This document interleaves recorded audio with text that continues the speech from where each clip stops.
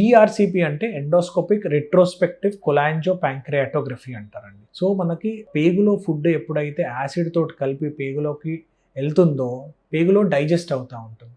So పేగులో digest కావడానికి ముఖ్యంగా మనకి 2 జ్యూసెస్ తయారవుతూ ఉంటుంది బాడీలో. ఒక సైడ్ నుంచి లివర్ నుంచి పసరు, ఏదైతే మనం ఎల్లో కలర్ ఫ్లూయిడ్ వామిటింగ్లో అప్పుడప్పుడు వస్తూ ఉంటుందో దీన్ని పసరు అంటాం, అంటే బైల్ జ్యూస్ అని అంటాం.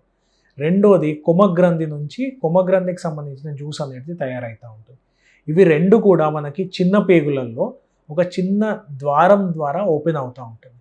సో ఇప్పుడు కొన్ని కండిషన్స్లో, ఇప్పుడు గాల్ బ్లాడర్ స్టోన్స్ ఉండడంలో ఏమవుతుంది అని అంటే, గాల్ బ్లాడర్ స్టోన్స్ కొన్నిసార్లు గాల్ బ్లాడర్లో నుంచి బయటకు వచ్చి పసర్ నరం, ఎక్కడి నుంచి అయితే బైల్ జ్యూస్ మనకి లివర్లో నుంచి పేగులోకి ఎంటర్ అవుతుందో ఆ ట్యూబ్ని బ్లాక్ చేస్తూ ఉంటాయి. సో ఆ ట్యూబ్ని బ్లాక్ చేసినప్పుడు ఎండోస్కోపీ ద్వారా ఒక ట్యూబ్ వేసి ఆ చిన్న పసర్ నరం నుంచి స్టోన్ తీయడం అనేది ఈఆర్సి ప్రొసీజర్ తోటి చేయడం జరుగుతుంది. ఈ ట్యూబ్లు అనేటివి ఒక నార్మల్గా 5 మిల్లీమీటర్స్ ఉంటాయండి.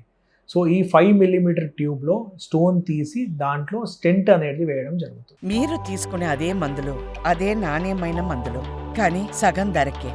అవును, మెడ్ ప్లస్ బ్రాండ్స్ పై 50 to 80% తగ్గింపు.